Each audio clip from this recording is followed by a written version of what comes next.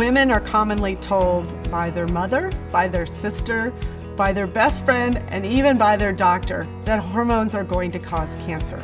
That came from a study that was stopped in 2002 called the WHI, or the Women's Health Initiative.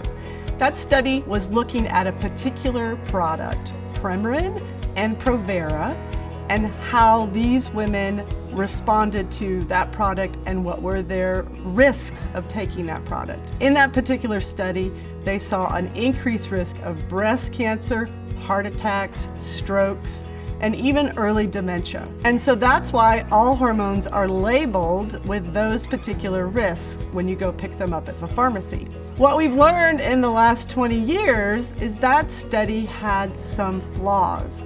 The women were much older in that study, and they were not as healthy as the average menopause woman. And in that time, we've learned that women who are symptomatic from their menopause can safely take hormone therapy for many, many years, and they can actually lower their risk for type 2 diabetes, osteoporosis, and cardiovascular disease.